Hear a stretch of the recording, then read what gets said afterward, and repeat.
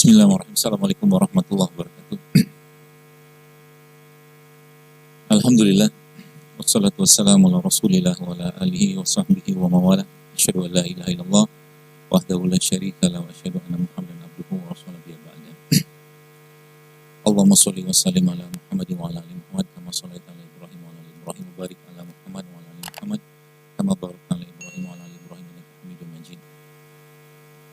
Alhamdulillah, kita bersyukur pada Allah Subhanahu wa taala di hari ini. Mudah-mudahan kita masih diberikan semangat untuk beribadah, untuk mengejar Allah, untuk menambah lagi tabungan-tabungan amal kebaikan kita setiap hari. Dan setiap hari pula adalah hari di mana Allah terus kurangkan hidup kita, waktu kita, sehingga semakin terbataslah waktu kita untuk beribadah. Maka seorang mukmin itu sebenarnya kalau kita belajar dari para orang-orang soleh zaman dulu, motivator mereka itu cuma dua, kalau nggak surga ya neraka. Surga akan membuat mereka begitu inginnya berada di sana, neraka membuat mereka begitu inginnya tidak berada di sana.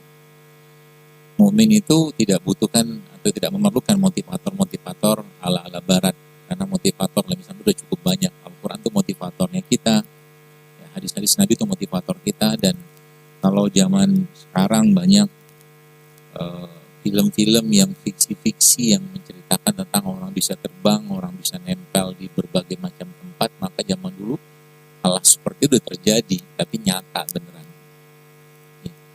Kenapa saya menceritakan ini? Karena sebagai umat Islam atau umatnya Muhammad SAW, kita harus sangat berbangga, ya, karena kita menjadi manusia yang paling banyak nanti insya Allah di Yaumil Hisab nanti, di belakangnya Nabi SAW. Dan dari semua syariat-syariat yang sudah Allah perintahkan atau mungkin Nabi contohkan kepada kita, yang syariat Islam ini adalah syariat yang paling sempurna, khususnya dibawa oleh Nabi kita alaihissalam. Terus sekalian, kalau bicara tentang Islam sebagai salah satu agama atau mungkin satu-satunya agama yang Allah ridho dengan itu, maka Islam memberikan petunjuk yang sangat-sangat sempurna.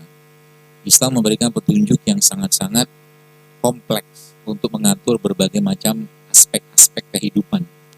Yang kalau seandainya kita menggunakan atau memakai aspek-aspek tadi, maka niscaya hidup kita akan bahagia. Hidup kita akan, termasuk di sini hidup kita akan sehat. Kenapa? Karena sebenarnya kalau kita lihat dari semua yang Allah Subhanahu wa taala perintahkan dalam petunjuk, ya, yang disampaikan oleh Nabi SAW, maka syariat Islam itu sebenarnya semuanya menyehatkan. Semua syariat dalam Islam itu menyehatkan, tapi kita tidak mengerjakannya untuk sehat. Kita mengerjakannya karena kewajiban dan karena ketaatan kita kepada Allah Subhanahu wa taala. Ya, jadi kalau kita memahami konsep ini, maka sebenarnya umat Islam itu harus menjadi umat yang paling kuat, umat yang paling jarang sakit-sakitan, ya. Bukan kayak zaman sekarang, ya.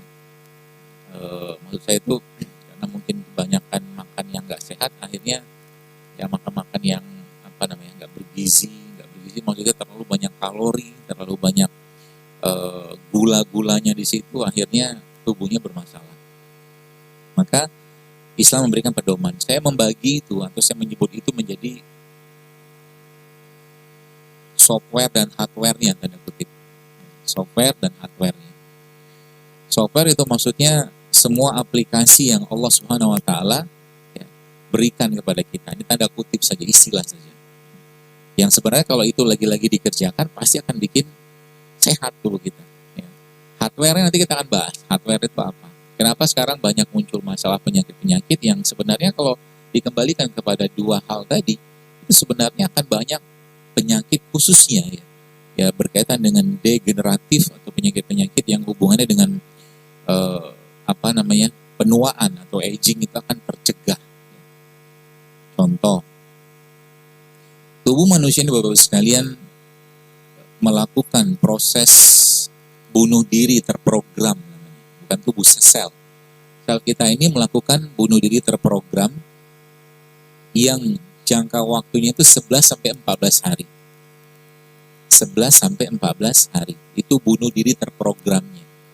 Ya. Bahasa medisnya begitulah.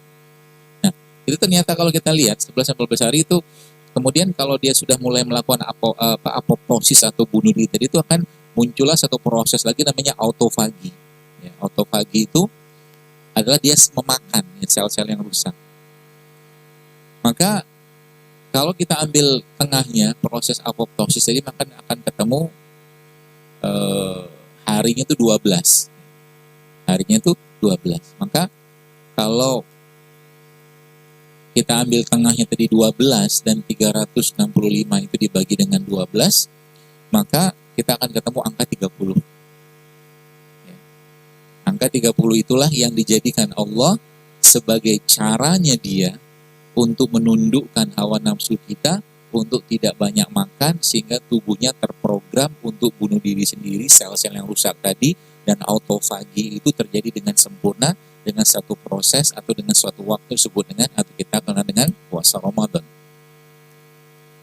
Gitu. Ya, puasa Ramadan itu sebenarnya kalau dia masih kategori manusia, ya, kalau dia masih kategorinya manusia, dia harus puasa setahun itu 30 hari. Kecuali dia makhluk jenis lain. Ya. Kenapa? Karena apoptosis dan autofagi tadi memang secara sains memang terjadi pada waktu seperti itu. Ya. Nah, tinggal nanti kita itu kalau saya membahasakan itu namanya softwarenya. Softwarenya. Jadi kalau kemarin saya sempat ngisi di Garuda Maintenance Facility atau GMF di mana, di Cengkareng itu, saya katakan pesawat itu kan ada jadwal rutin overhaulnya. Ada rutin overhaul bulanan, tahunan gitulah, saya nggak paham, tapi kurang lebih kayak begitulah. Tubuh manusia itu juga sama sebenarnya. Ada jadwal rutin overhaulnya. Kalau overhaul ini dikerjakan dengan baik, maka tadi proses seperti biasa ibu-ibunya lebih banyak. Penguasa dapurnya lebih banyak. Tapi alhamdulillah.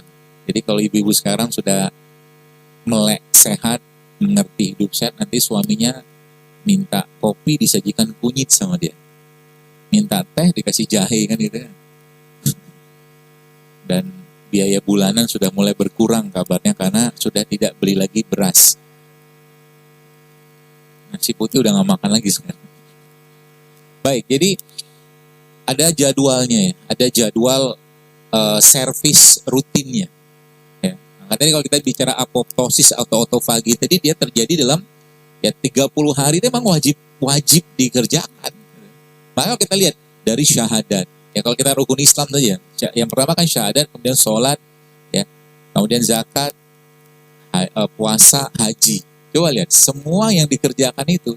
Jadi syahadat itu sebenarnya coding sebenarnya.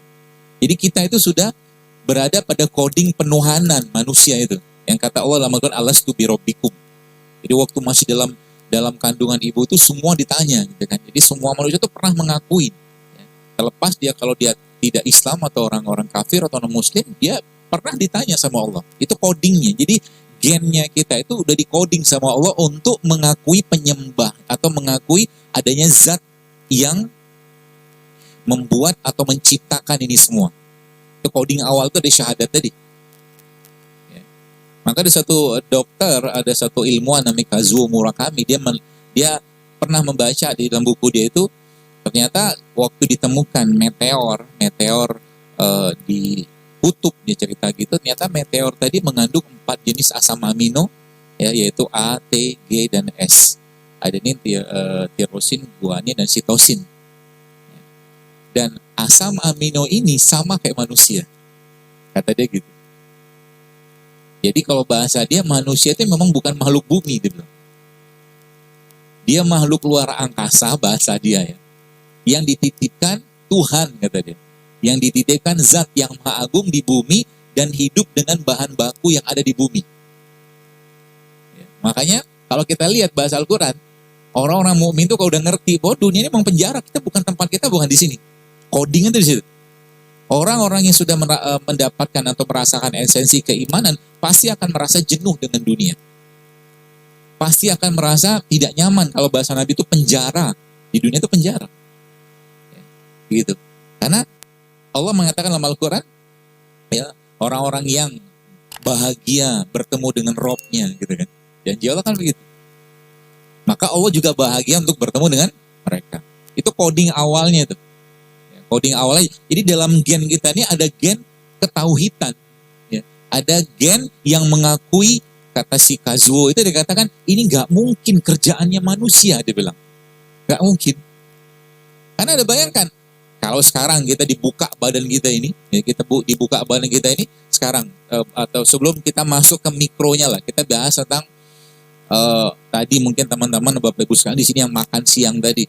Ketika Anda makan, ngambil makanan masuk ke tenggorokan dan sudah masuk katakanlah ya setengah jari kita kayak begini, sudah nggak ada lagi peran kita di situ. Allah yang memasukkannya, Allah yang mendorongnya, Allah yang mengaturnya, Allah yang menjadikan dia masuk ke lambung kita, sebagian jadi darah, sebagian jadi otot, tulang, segala macam, sebagian menjadi kotoran, kan gitu. Gak ada kuasa kita sama. Jadi kalau manusia itu dibuka lagi, dibongkar lagi, maka isi kita itu apa?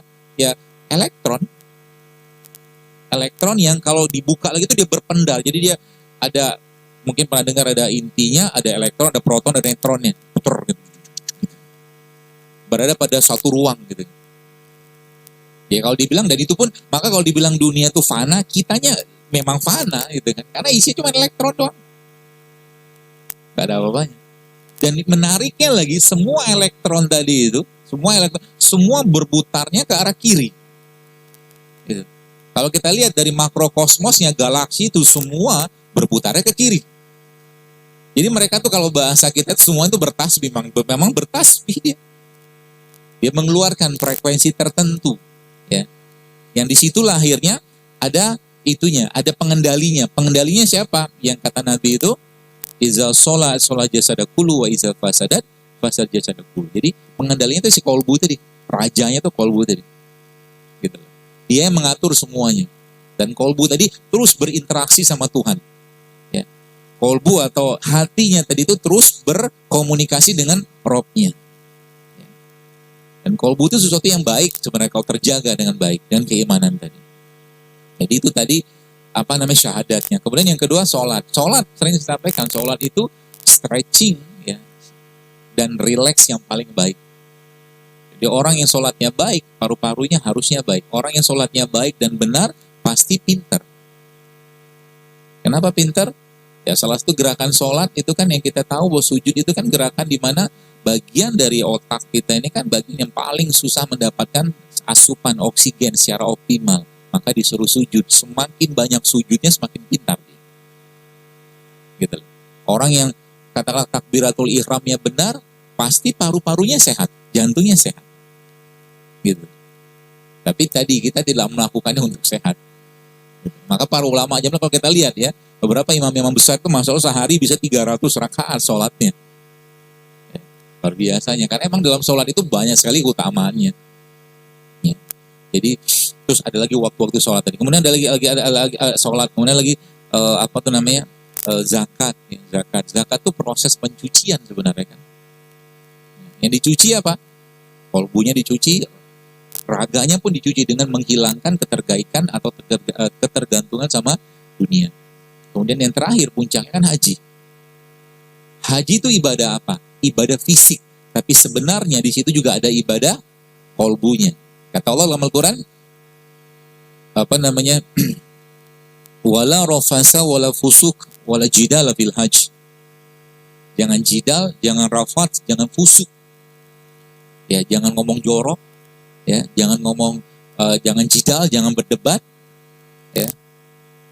Pokoknya semua yang kaitannya dengan keinginan hati, bahkan waktu haji kita dilarang berhubungan suami istri sebelum selesai tahalulnya semua.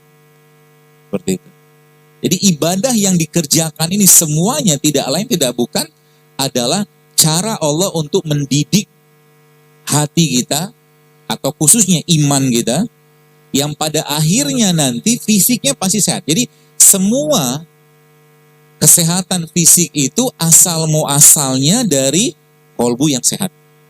Itu dulu. Mau makan sesehat apapun, kalau orangnya masih penuh dengan hatinya, penuh dengan benci, marah, ya, dan penyakit-penyakit hati, nggak bakal makanan tadi bisa terserap dengan sempurna. Ya.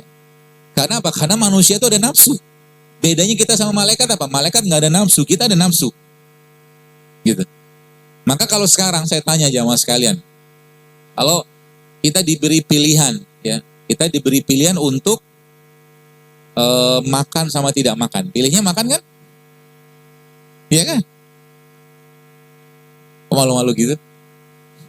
Pilihnya makan. Saya pun pilih makan, karena kita ada nafsu, ngapain juga. Tapi yang luar biasa karena Allah tahu ya, Allah tahu bahwa kalau kebanyakan makan, imannya lemah. Maka Allah wajibin kita untuk tidak makan. Nah ini puasa Ramadan kan? Puasa Ramadan itu puasa untuk apa? Kalau puasa pasti sehat, tenang aja lah. Gak usah dibahas. Jadi zaman saya baca beberapa penelitian-penelitian terbaru, katanya fasting twice a week, bahasa Inggris mereka gitu kan, puasa 2 kali seminggu, itu ternyata bisa mengaktifkan gen anti penuaan. Saya katakan sayang banget ya orang nggak kenal Islam gitu. Terus dia cerita lagi puasa 3 kali dalam 1 bulan. Jadi semua puasa-puasa sunnah Nabi itu diteliti oleh mereka dan ternyata efeknya luar biasa. Maka kalau kita lihat perjalanannya, ada softwarenya di situ, ada aplikasi detoksifikasinya, mulai dari Ramadan, mulai dari puasa Syawal, kemudian lanjut lagi dengan Senin Kamis, lanjut lagi dengan Ayamul Bid dan puasa sunnah yang lain. Terus nanti waktu bulan lagi naik-naiknya pada tanggal 13, 14, 15 kan disuruh puasa tuh. Dan ternyata gravitasi bulan dalam tengah-tengah bulan seperti itu menyebabkan proses apoptosis tubuh kita itu meningkat. Ditambah lagi dengan puasa pada tanggal tersebut, maka apa yang terjadi? Autofaginya juga makin meningkat. Habis itu diimunisasi kita. Apa imunisasinya? Bekam. Kan urutannya begitu. Kata Nabi berpuasalah pada 13, 14, 15 kata Nabi. Habis itu istirahat 1 hari, 16. Nanti 17-nya atau 19-nya atau 21-nya berbekam. Bagian tubuh kita ini yang paling banyak kedapatan racun mana? Kulit. Ya kan? Bagian maksudnya muka, tangan segala macam ya, dengan makanan, dengan mungkin sampo segala macam lah, produk-produk yang tiap hari masuk ke badan kita itu ya, maka dia paling banyak terpapar sama polutan kalau bahasa kita. Ya. Nah, sebelum kita masuk yang lain, kita akan sedikit membahas tentang bekam supaya Bapak Ibu tahu dahsyatnya bekam. Oke. Kalau seandainya di depan masjid ini, ya,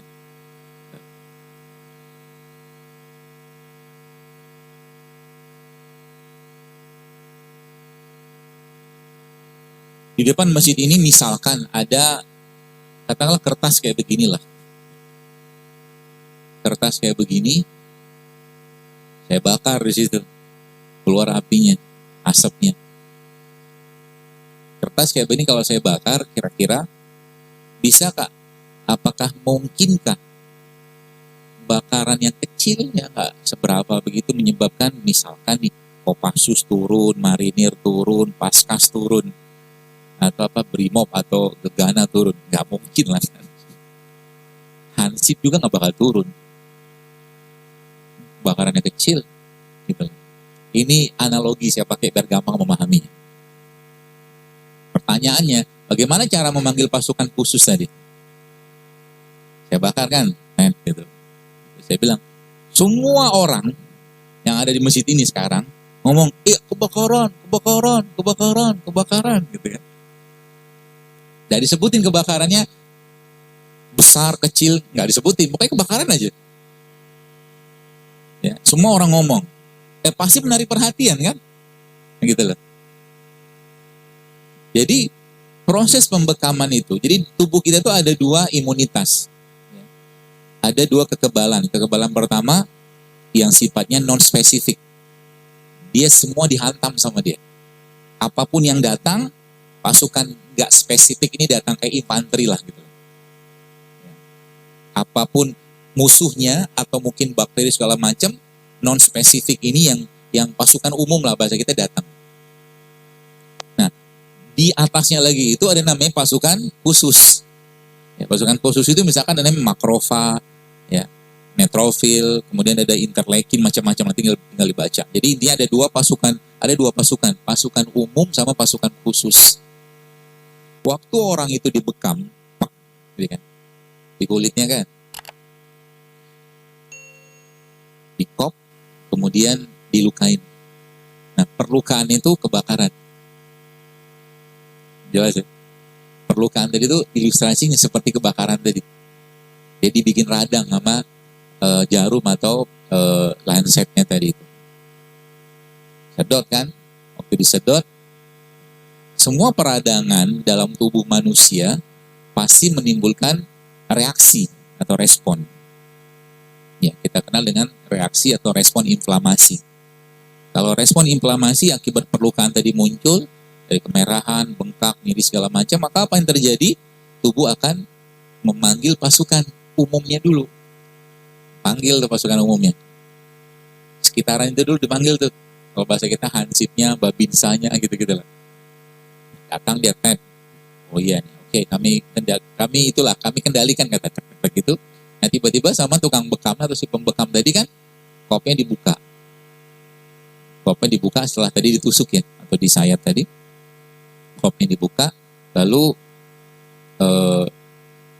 disedot lagi. Kan awalnya kan dibersihkan tuh, sedot, tusuk, atau disayat-sayat gitu kan. Kemudian yang kedua, kan disedot sama dia keluar darahnya. Kemudian sama dia dibersihkan. Nah, sedotan yang berulang itu tanpa penyayatan lagi ya, atau tanpa penusukan lagi itu kayak tadi kita ngomong rame-rame. Kebakaran. Apa yang terjadi? Yang datang bukan pasukan di sininya, tapi di sini. Langsung dari pusat, karena diberitahu di sininya ada masalah, maka pusat nggak peduli. Ketika ada informasi, datang dia. Sehingga seluruh pasukan-pasukan khususnya, bahkan pasukan imun yang urusannya sampai ke HIV, datang. Itu luar biasanya bekam. Ya, dahsyatnya bekam. Maka kita lihat kan, sebelum dibekam disuruh puasa dulu 13, 14, 15. Istirahat sehari. Nanti kita akan lihat, terus bahan hardware-nya itu apa? Hardware-nya. Itu software-nya. Jadi software pertama tadi ada sholat, kemudian ada puasa, kemudian ada berbekam. Ya, apalagi banyak. Salah satunya kalau zakat kan harus dihitung nisabnya. Tapi kita harian kita bisa sedekah. Ya, sedekah itu paling baik kepada siapa? Ada seorang yang bertanya kepada Nabi SAW, iya Rasulullah, kalau aku punya 1 dinar, kepada siapa aku harus sedekahkan? Kata Rasulullah, kepada dirimu sendiri. Ya, bersedekahlah pada dirimu sendiri. Jadi kalau Anda, Bapak sekalian, teman-teman sekalian, beli makanan yang mungkin menurut kita ya harganya cukup tinggi gitu kan, dan diniatkan bersedekah kepada diri kita, dapat pahala gitu. Ya, contoh mungkin ya, let's say mungkin kacang almond gitu kan.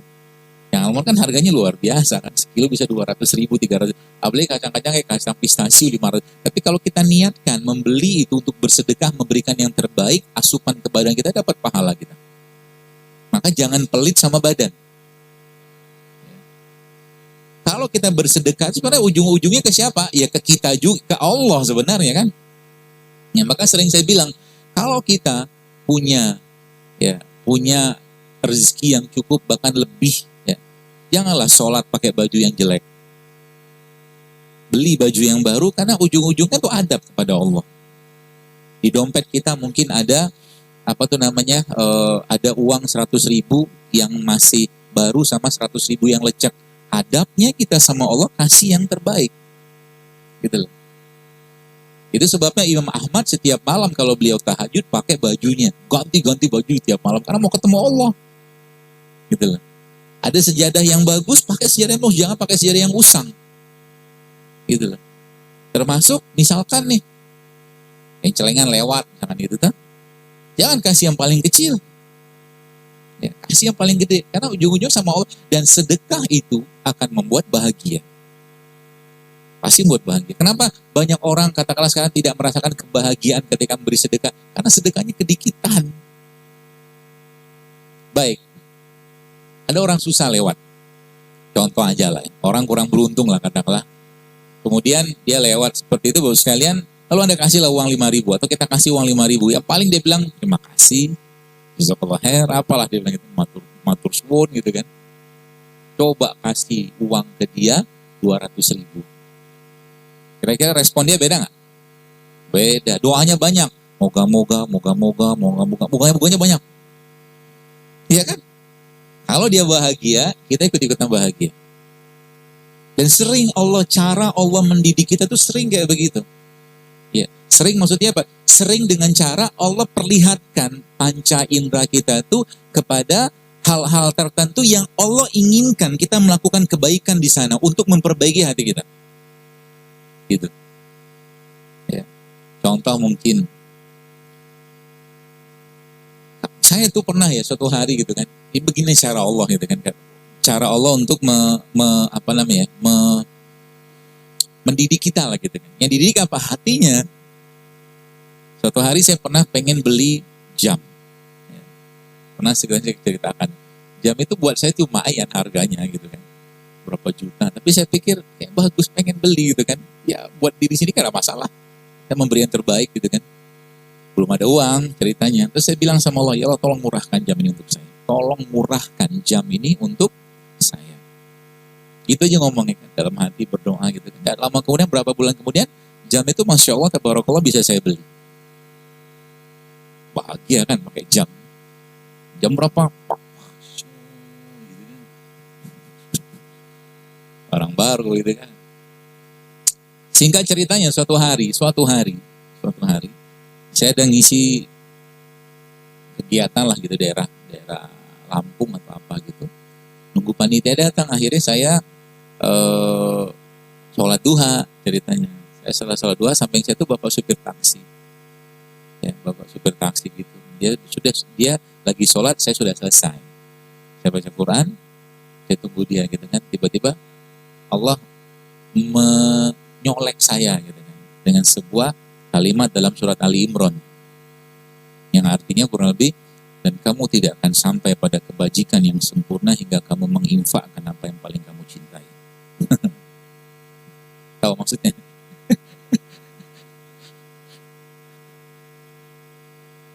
Kira-kira apa yang harus dikerjakan?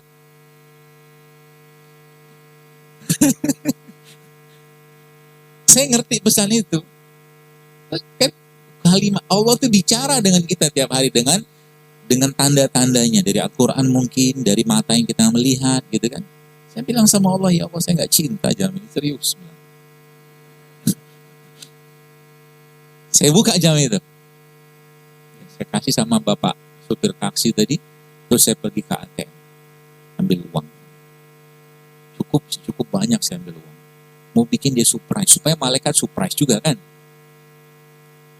Saya bilang, Pak, pulang nanti kumpul lah sama keluarga. Ini jam bagus Bapak pakai. Gitu. Dan saya bahagianya minta ampun. Kenapa?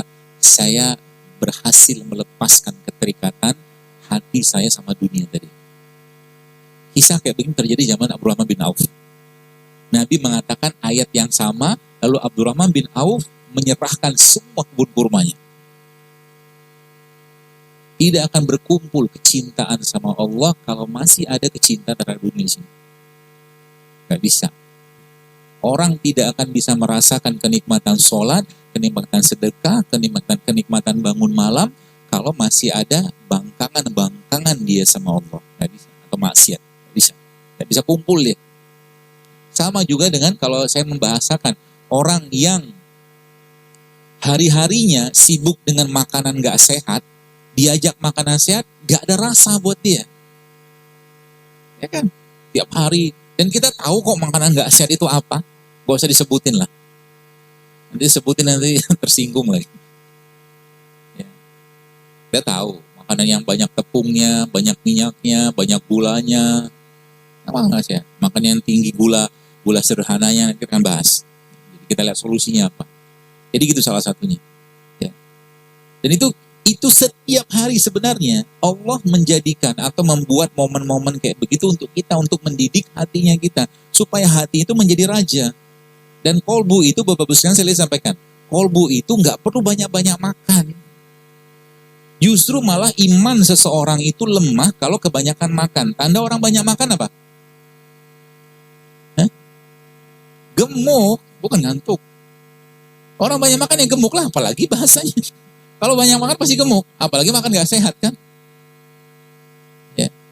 Yang dimakan tidak paham. Maka udah Nabi jelaskan bahwa nanti di akhir zaman kata Rasulullah SAW, aku melihat di kalangan umatku banyak dari mereka yang gemuk.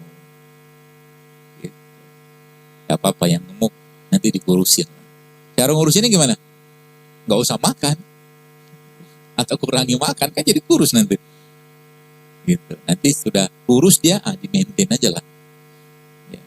Apalagi yang dimakan, banyak makan nggak sehat. Kemarin saya ngeliat satu foto gitu kan, subhanallah foto seorang laki-laki gitu kan, ya, dapat dari Instagram. Laki-laki yang tiap hari makan, sepertinya sibukan situ dia banyak sekali fast food. Ya. Fast food itu makan-makan cepat saji gitu yang daging-daging olahan kayak begitu yang membuat akhirnya laki-laki tadi payudaranya seperti perempuan. Kalau bahasa kita itu ginekomastia. Selain karena makanan olahan tadi, yang pertama, yang keduanya adalah karena lemak. Ya, lemak yang sifatnya lemak trans yang ada pada banyak makanan-makanan tadi. Jadi hati-hati. Nanti jadi laki-laki yang lebay. Kebanyakan hormon perempuannya. Jadi saran saya bapak-bapak nih, coba mulai dikurangi tepungnya. Supaya jadi laki yang perkasa. Kenapa saya katakan begini? Karena emang obat kuatnya laki-laki itu hidup sehat. Kemarin saya ngisi di Penggilingan, ada seorang sahabat di situ cerita, dokter bener sih dok, Masya Allah setelah saya mulai memperbaiki, mengurangi ini itu segala macam, wah luar biasa dok. Tiap hari itu nagih terus, dia bilang. Alhamdulillah saya bilang. Mudah-mudahan nanti istrinya bisa bilang, ya semoga Abi bisa berbagi kebahagiaan ini kepada wanita yang lain. Ya, siapa tahu. Siapa tahu. Hanya orang-orang yang sudah menikah yang paham bahasa ini kan. Kayak gitu ya. Jadi apa tuh namanya? Jadi kita kembali ke bekam, itu dahsyatnya bekam. Makanya gravitasi itu dipakai. Jadi pada pertengahan bulan ya kita disuruh jadi proses apoptosis sama autofagi tadi terjadi lebih optimal dalam kondisi orang itu berpuasa. Gitu. Maka saat berbekam itu lebih baik dalam kondisi kita tidak dalam perut penuh. Benar gitu. Ya, tadi kita itu sedekah ya, dia udah sedekah, ada bekam, ada puasa ya, ada bangun malam macam-macam lah. Itu softwarenya. Software itu kita bisa aplikasikan setiap. Jadi apalagi kalau kita bicara tentang haji itu kan ibadah fisik yang luar biasa. Umroh juga sebenarnya. Jadi kalau orang datang pergi umroh, balik-balik umroh nggak kurus sayang, kurang tawafnya itu kalau saya bilang. Apalagi tawaf di lantai paling atas kan jauh banget. Ya bisa 1 jam satu set tawaf gitu kan, kalau di atas ya yang paling gede itu. Ya mumpung kalau lagi di sana lagi umroh atau haji ya, tawaf itu kan ibadah yang kita nggak bisa lakukan di tempat lain kecuali di Mekah doang. Jangan lewatin tawafnya. Tiap masuk haram tawaf, masuk haram tawaf. Masya Allah itu luar biasa. Apalagi kalau bisa sambil ramal jalan-jalan atau lari kecil itu. Makanya haji umroh itu puncaknya ibadah. Bahkan dia di bawah jihad setahu saya. Ya, kata Nabi begitu. Jadi itu softwarenya sekalian. Jadi mulai sekarang, coba mulai didik hatinya untuk tidak ada lagi keterikatan dengan dunia. Atau mengurangilah gitu kan. Dengan apapun. Karena kita dibekali Allah dengan nafsu sekalian, maka iman harus mampu menundukkan nafsunya. Manusia tuh kalau diberi pilihan tadi makan sama nggak makan, maunya makan. Ya. Maunya makan terus. Akhirnya Nabi mencontohkan, ya. Nabi mencontohkan bagaimana Nabi SAW ya mencontohkan ada puasa-puasa sunnah, gitu kan. Dan puasa itu susah nggak? Susah.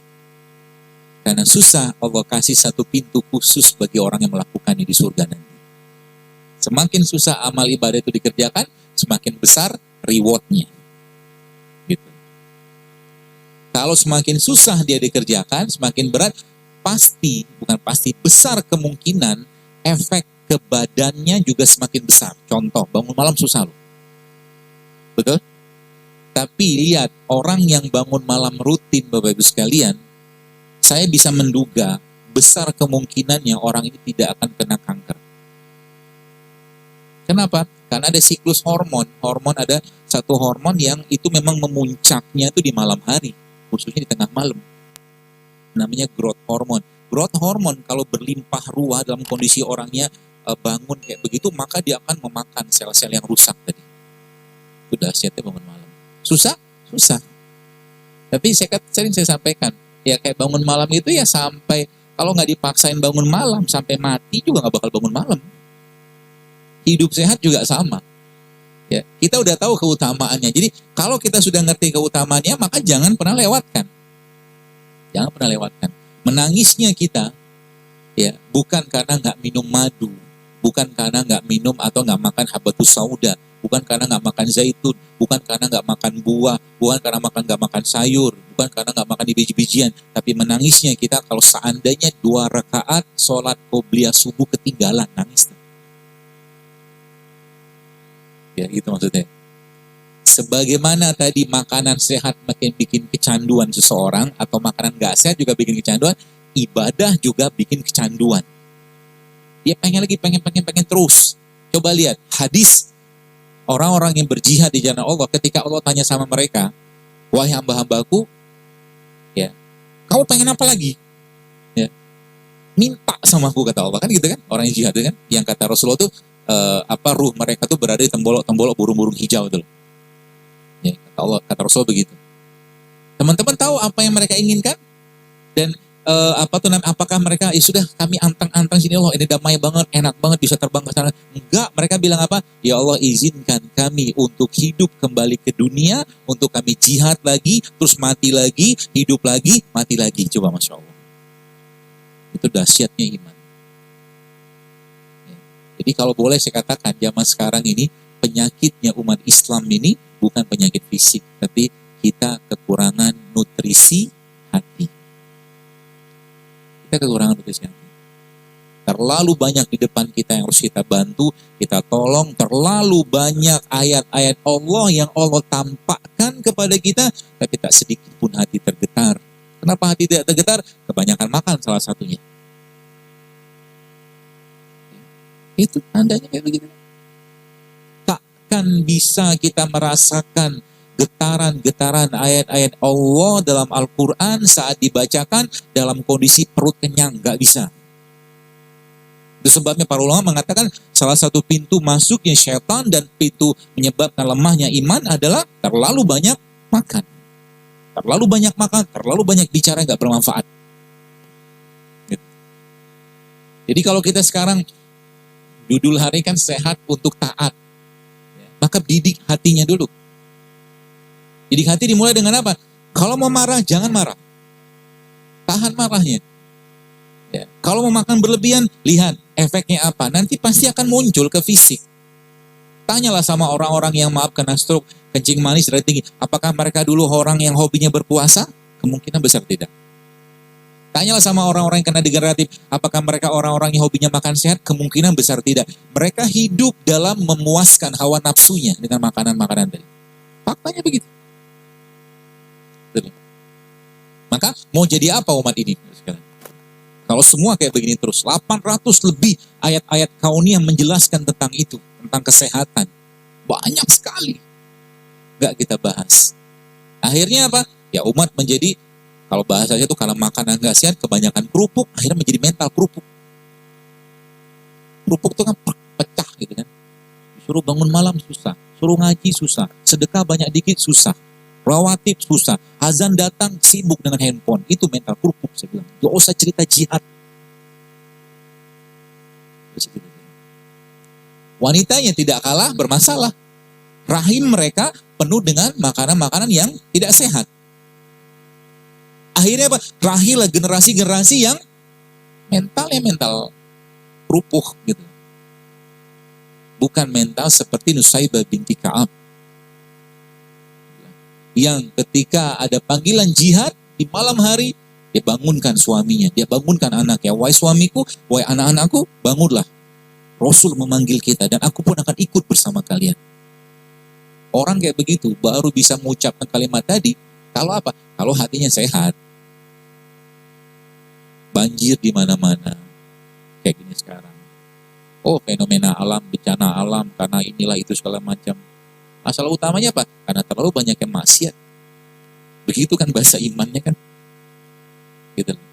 Kita tidak menyalahkan siapapun, tapi kembali ke kita aja dulu. Termasuk masalah kesehatan kita zaman sekarang. Ya.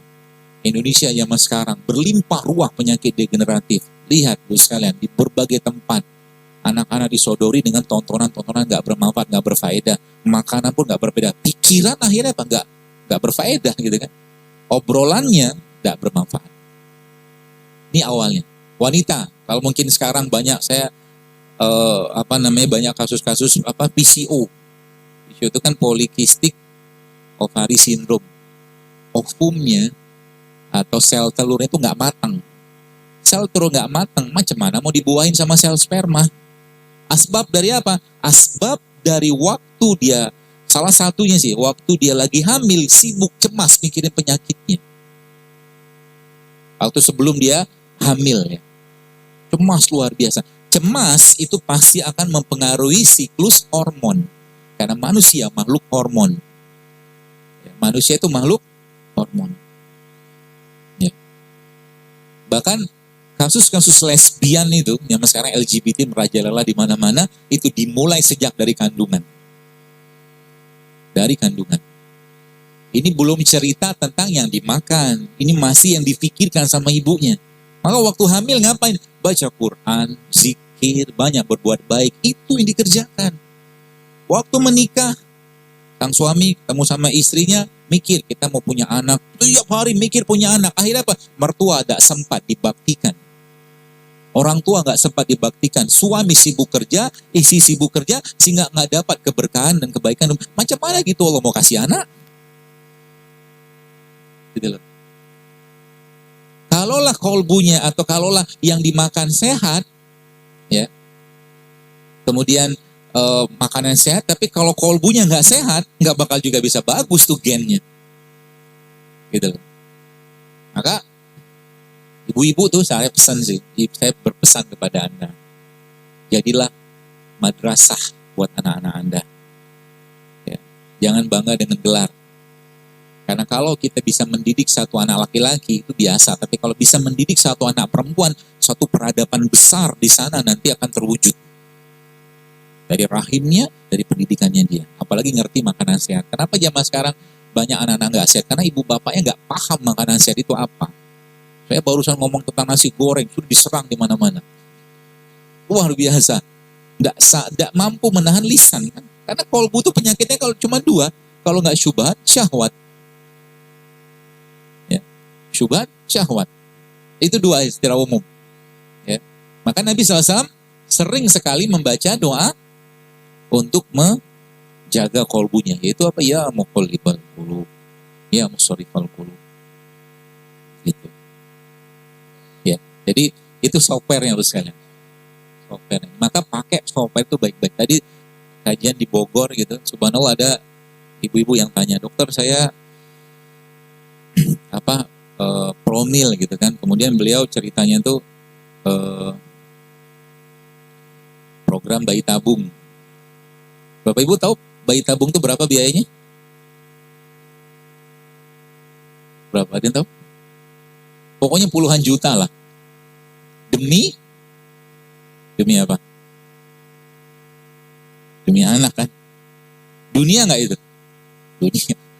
Saya bilang sama ibu itu yang nanya itu, saya bilang, Bu, gitu kan, ya manggil pakai kertas gitu kan.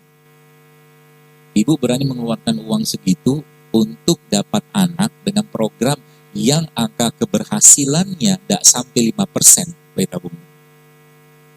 Beranikah ibu mengeluarkan uang segitu banyak, puluhan juta tadi, untuk diinfakkan di jalan Allah, ke panti asuhan, ke yatim, ke fisabilillah, ke masjid, ke pondok, yang doanya dari mereka-mereka itu jauh lebih memungkinkan Anda untuk diberi anak. Masuk akal? Bisa nggak gitu? Gak bisa kalau hatinya terikat sama dunia, nggak bisa. Saya tantang nih Anda. Ya, kalau mau let it go lah, let it go, lepasin semua tuh sekali-sekali ya. Sering-sering juga nggak apa-apa sih. kuras isi dompetnya, kasih ke orang. Habisin. Kasih orang. Terus nanti pulangnya gimana? Kan online sekarang, kan tinggal telepon, tak jemput. Gampang kan? Ya kan? Kalau saya memang sering kayak begitu. Saya membiasakan kayak begitu. Sehingga apa? Sering sekali tuh kadang-kadang saya mendapatkan tuh sekalian orang-orang yang subhanallah, adalah berapa kali saya jalan gitu kan, tiba-tiba lihat bapak-bapak sama ibunya sama anaknya pakai gerobak sampah gitu kan, anaknya di tengahnya gitu kan, coba Anda kasih 5.000, ya terima kasih, coba kasih uang ada sebanyak yang Anda bisa saat itu kasih. Nangis dia Pak. Tangisan mereka itu kita butuhkan sekarang. Karena mungkin hati kita itu terlalu keras dengan dunia ini. Maksudnya terlalu berat menerima melakukan kebaikan-kebaikan. Ya, sedekah 2.000 semua juga bisa 2.000, nggak perlu tutup-tutup kain celeng masjid 2.000. Biaya operasional malaikat tuh mahal zaman sekarang. 2.000 nggak cukup. 2.000 kain celengin, minta rezeki, jodoh, harta, nggak cukup. Hah? Lebih tepatnya apa? Bakhil. Pelit. Pelit itu penyakit nggak? Penyakit. Ya, makanya kalau lagi sakit gitu kan, pakai software ini. Lagi sakit, cari keluar rumah Anda. Jadi kemarin tuh kapan hari itu gitu? Adalah saya suatu hari pergi ke kajian gitu kan, daerah Jakarta Timur itu. Jadi waktu masuk tol gitu ada bapak-bapak sama ibu-ibu, ya mereka orang kurang beruntung. Nggak mungkin dia sengaja juga ngemis gitu kan dengan baju compang-camping. Masuk tol, duduk situ dia makan gitu kan. Saya kadang-kadang terenyuh banget kayak gitu. Dan Allah menggerakkan mata saya untuk melihat mereka. Allah yang kehendaki kan. Apa yang saya kerjakan? Bukan saya panggil dia. Kita butuh dia, bukan dia butuh kita. Stop mobil Anda, stop motor Anda, turun. Hargai mereka. Ambil uang terbaik Anda, masukin amplop, kasih, dan tidak perlu terima kasih, pergi sana langsung. Maka doa mereka akan naik ke langit semua. Masya Allah. Indah hidup kayak begitu. Nanti mau minta apa ya gampang. Ya. Seperti itu. Orang-orang yang pagi-pagi lewat depan, coba dipraktekin. Kalau saya sering, insya Allah, bukan untuk ujub, tapi mudah-mudahan menginspirasi Anda. Ya. Kadang-kadang ada dekat rumah saya itu bapak-bapak gitu kan, dia biasa kalau hari panas jualannya es cendol. Saya sih nggak makan, saya nggak minum es cendol, nggak itunya saya gitu kan, nggak kesukaannya saya lah. Terus kalau musim dingin kayak begini, dia jualnya kue pancong itu. Coba tanya sama dia, tanya Pak, dari pagi sampai sore Bapak jualan kayak begini dapat berapa? Tidak lebih dari 200.000, tidak lebih. 150.000 udah kebanyakan dari pagi sampai sore. Allah ini. Lihat. Untuk menafkahi keluarga mereka. Kita sebutlah mungkin Allah kasih kelebihan rezeki supaya dia cepat kumpul sama keluarganya. Ya. Anda bisa lakukan dua hal di situ. Beli semua dia punya jualan tadi. Suruh dia bagikan. Dapat pahala kan? 2. Dari makanan yang dia kasih ke orang sama sedekah kita ke dia. Sumringahnya minta ampun itu. Asik kan gitu kan? Asik. Jadi kalau begitu terasa terus tiap hari gitu. Apalagi kayak sekarang begini kan, kalau teman-teman, misalnya saya tanya di sini, maukah kita diberi kesempatan untuk iktikaf 1 bulan penuh di Masjid Nabawi? Jawabannya pasti mau. 1 bulan penuh. Tapi nggak mungkin juga, berat. Waktu, mungkin biaya, kan gitu. Tapi Nabi SAW menyampaikan sebuah hadis, kata Nabi apa? Membantu hajat saudaraku, kata Rasulullah, lebih aku cintai daripada beriktikaf 1 bulan penuh di masjidku ini. Contoh, jangan ibu-ibu lagi ramen. Di depan itu misalkan nih, penuh banget lah. Misalkan. Kemudian penuh kayak begitu, ada ibu-ibu yang hajatnya, dia pengen masuk dengerin kajian ini misalkan. Dengan kajian ini, dan di depan Anda ada space, ada ruang kosong. Hajatnya dia pengen duduk, kasih itu sama dia, itu lebih baik daripada 1 bulan penuh di Masjid Nabawi. Masya Allah. Software-nya banyak banget Islam tuh. Pakai software. Tinggal nanti Anda mau bertawasul dengan apa? Dengan segala kebaikan. Itu software-nya ya. Nah sekarang pertanyaannya, software sudah selesai nih. Jadi bangun malam semua tuh, itu aplikasinya lah gitu kan. Pakai aja. Lagi katakanlah lagi sakit, jangan cari dokter. Lagi sakit jangan cari pembekam, jangan cari herbalis. Yang Anda cari siapa?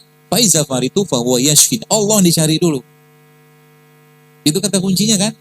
Berwudu 2 rakaat, sholat, minta petunjuk sama Allah. Ya Allah, aku hambamu, aku ciptaanmu, dan Engkau memberikan sakit ini kepadaku ya Allah, maka beri aku petunjuk apa obat dan apa jalan kesembuhan yang Engkau ridho kepadaku untuk jalan sembuhanku ini.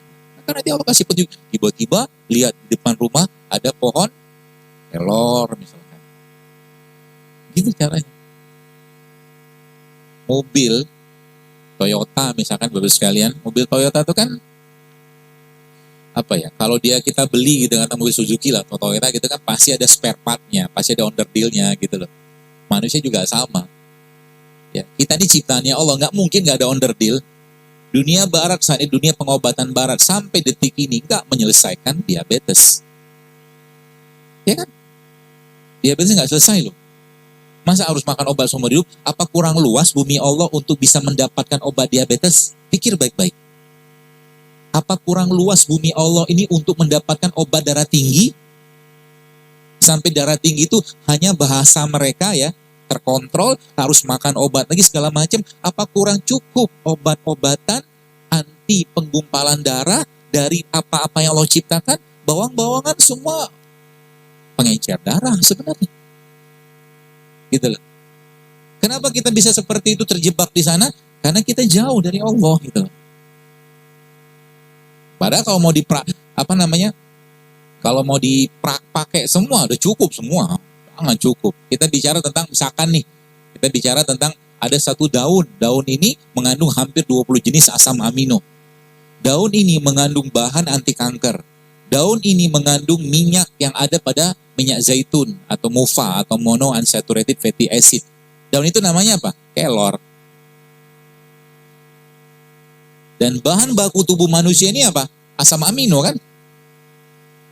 Asam amino. Gen kita itu ya bahan bakunya asam, ada ini macam-macam. Nanti silakan dilihat sendiri lah.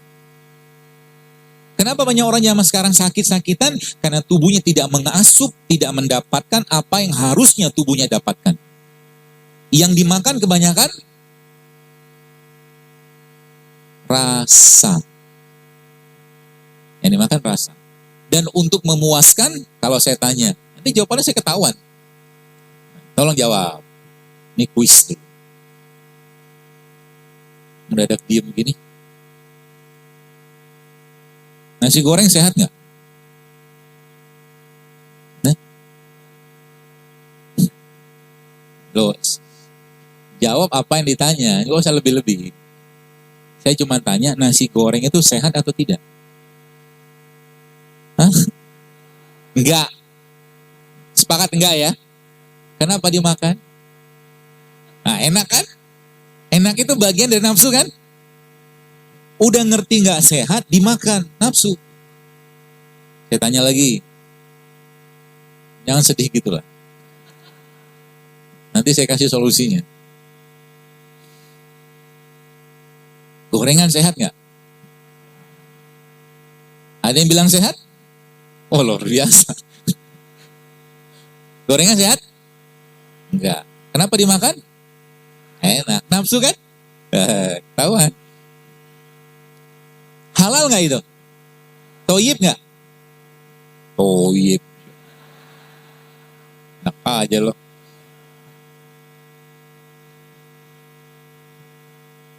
Kenapa dimakan? Nafsu. Halal, betul halal. Ada yang sempat nyerang-nyerang saya gitu kan. Kenapa? Mengharamkan, siapa yang mengharamkan? Dia bilang, kenapa mengharamkan apa yang Allah halalkan? Siapa yang mengharamkan? Hidup ini pilihan. Anda kasih sama saya sekarang gorengan, Anda kasih saya buah, saya akan pilih buah. Kenapa? Saya sayang dengan badan saya. Saya cinta dengan badan saya pengen banyak bersyukur dengan apa-apa yang saya masukkan ke badan saya, dan saya nggak mau zolimi badan saya dengan sesuatu yang membuat ibadah saya nggak optimal. Ibu-ibu mungkin yang maaf sekarang badannya gede-gede. Akhirnya apa? Tempurungnya apa tuh? Lutut itu kan sakit kan? Rotak gitu kan? Duduk susah, jalan susah, beri susah, bawaannya baper terus. Apalagi pramenopause syndrome. Obatnya pakai apa? Bukan disuntik, bukan dikasih obat anti nyeri.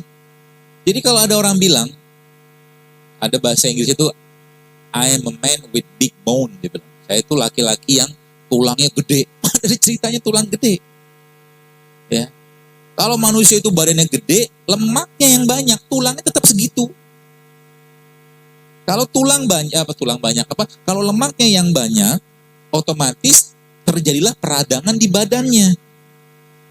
Peradangan di badan, pada akan kena sendi, kena apa, semua akan kena. Bahkan ini pun akan kena otaknya gitu loh. Ya.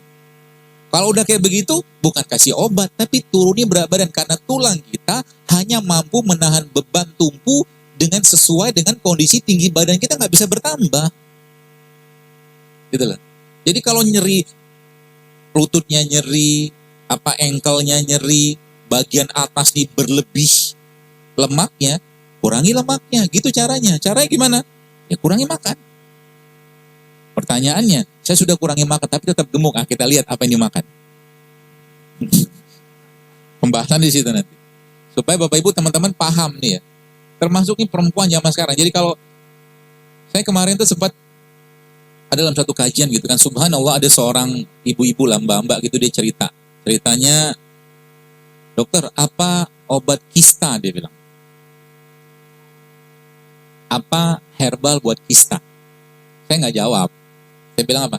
Sebelum saya jawab itu, saya tanya dulu, saya bilang, sebelum kena kista, menstruasi ibu bermasalah nggak? Jawabannya iya. Wanita itu gerbangnya sehat atau tidaknya dia indikatornya dari menstruasi salah satunya, yang paling dominan. Kalau mens yang bermasalah, sampai ke kanker pun bisa punya peluang kena. Pertanyaannya, kenapa mensnya bermasalah? Kemarin saya sempat nulis di feed ya, di Instagram itu, orang-orang yang hamil. Udah pada baca, ibu-ibu? Bapak-bapak baca? Itu Allahu Akbar, gak nyangka saya sampai 5.000 komen loh itu. Sampai hari 5.300 komen. Dan itu hamil. Bukan ngandalin macam-macam, dan saya nggak jual produk apa-apa di situ. Yang saya mau angkat bahwa kita itu manusia, ciptaannya Allah, kembalilah kepada Allah. Jangan pikirin penyakitnya. Kalau memang wayanya Allah kasih anak, pasti dikasih sang anak sama Allah gitu, dianugerahi.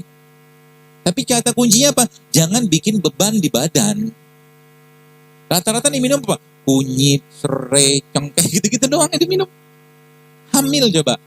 Modal ceban juga dapat tuh gituan.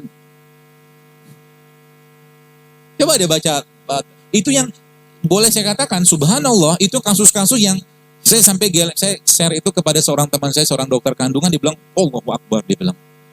Itu urusannya kalau di kandungan tuh berat banget. Bukan kita mengatakan kita nggak perlu dokter kandungan, bukan. Tapi sebenarnya kalau kita memahami tubuh kita, Bapak sekalian, apa yang kita butuhkan, maka banyak masalah itu cepat selesai. Asal mau aja. Anda harus jauh lebih merasakan nikmatnya makan kurma, ya, atau nikmatnya makan sayur daripada makan gorengan. Nanti ke depannya kayak begitu. Suatu hari kelak nanti nikmatnya makan kurma, nikmatnya makan sayur atau buah tadi tidak jauh lebih baik bisa Anda nikmati daripada nikmatnya Anda membaca Al-Quran. Itu tingkat paling tinggi situ. Makanan sederhana cukuplah 3 butir kurma, 1 sendok zaitun gitu kan udah cukup. Sisanya untuk ibadah. Gitu. Kalau sampai di titik itu gitu kan, nanti minta berkah, ya Allah berkahi aku dengan makanan ini. Makan nggak perlu banyak tapi berkualitas, cukup, Allah akan cukupkan, tenang aja. Gitu. Jadi kalau kita tuh fasenya sekarang masih fase hidup nggak sehat. Fase kedua masuk ke fase makanan minuman sehat. Nggak tahu yang jualan di luar sana tuh seperti apa, saya Semoga pada sehat semua. Harapannya begitu. Karena beberapa tempat yang saya mau bikin kajian-kajian itu saya maunya itu apa ya? Ada bazar sehatnya. Gak ada gula pasir, gak ada nasi putih, gak ada tepung, gak ada minyak. Nah gitu.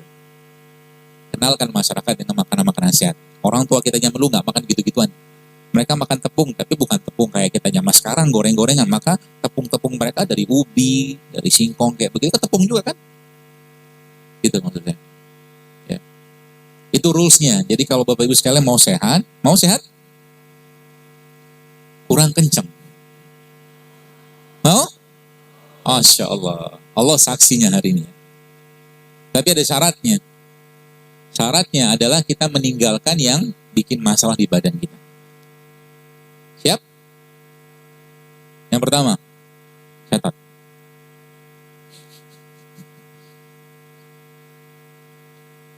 Dan lakukan ini karena Allah. Lakukan ini karena Allah. Sehingga nanti apa? Hidup sehatnya kita, mukmin ini bukan lifestyle, bukan gaya hidup, tapi itu bagian ketaatan, bagian kesyukuran kita dengan nikmat badan ini gitu loh. Kalau cuma sekedar lifestyle kayak orang-orang barat sana, alah, ngapain juga. Orang jangan puasa aja kita bisa sehat kok, insya Allah. Tapi kita niatkan untuk menjaga badan. Kenapa? Semua amal ibadah yang berkurang karena tidak dilakukan sempurna, maka berkurang juga pahalanya. Orang yang sholatnya duduk, setengah pahala sholat berdiri. Orang yang sholatnya berbaring, setengah pahala sholat duduk. Kan gitu kan? Sayang kan? Maka lagi-lagi niatkan untuk ketaatan kepada Allah, agar ibadah lebih baik. Jadi dan saya tidak mengajarkan diet. Diet mengapain juga. Kalau nggak makan beginian pasti turun. Ya. Asal ngerti tadi, kita nggak makan gula sederhana. Yang kita makan gula yang kompleks nanti. Pertama, catat, Masya Allah. Semoga dikerjakannya. Husnuzon. Baik sangka. Pertama, kurangi atau stop nasi putih. Ya kalau nggak stop, kurangi dulu lah. Tenang, insya Allah kita tetap hidup tanpa nasi putih. Ya, nanti kenapa saya ceritakan. Yang kedua, semua produk yang berbasiskan tepung, terutama tepung-tepung yang tinggi indeks glikemisnya, atau tepung yang menyebabkan kadar gula kita bisa naik cepat. Kecuali tepungnya Nabi itu punya tepung namanya talbinah. Nah itu boleh makan. Talbinah namanya. Yang ketiga, gula pasir. Sudah berapa? Yang keempat, minyak goreng. Itu dulu. Dokter, nanti kalau dokter begini nanti yang jualan gimana gitu kan? Tenang. Ada demand, ada supply. Hukum pasar akan terjadi. Ketika kita nggak makan lagi makanan-makanan begituan, mereka akan ganti produknya kan. Tenang aja. Yang jualan gorengan akan jual rebusan. Betul?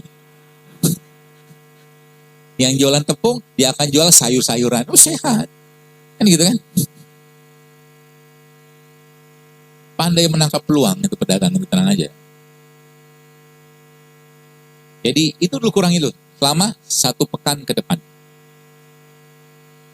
Kita akan buktikan di malam hari ini. Anda yang mau buktikan. Saya sih enggak. Kalau saya lebih senang, kadang-kadang tuh kemarin tuh sempat safar yang mana ya, lupa, terlalu banyak safar lah pokoknya. Ya kadang-kadang kan di safar itu susah dapat makanan sehat kan. Ya sedikit-sedikit lah nyampah gitu, makan nggak kayak begitu. Pulangnya saya tahu ini badan sudah kacau nih. Gitu kan. Nah, akhirnya saya mulai untuk puasa, bukan puasa sunat, tapi puasa untuk tidak makan minum ya. Sampai kemarin itu sampai 19 jam saya nggak makan. Buat saya ya, yang dicobain kalau nggak paham. Kenapa? Ini ilmunya. Gula ada 3 komponen. Ada gula, ada glikogen, ada lemak. Ada gula, glikogen, lemak. catat aja, nggak usah dipahami, nggak usah diingat juga apa-apa, sekedar tahu aja. Jadi gula itu transformasinya kalau nggak dipakai di badan jadi glikogen. Kalau nggak dipakai jadi lemak. Jadi gula ujung-ujungnya jadi lemak, paham gitu ya? Nah, gula itu, glikogen ini Bapak sekalian, glikogen itu disimpan, ini ilustrasi aja, disimpan di kulkas bahasanya. Glikogen disimpan di kulkas, si lemak disimpan di chiller. Oke? Glikogen di mana? Kulkas, lemak, chiller. Ada singa. Singa ini biasa kita satu hari kita kasih makan.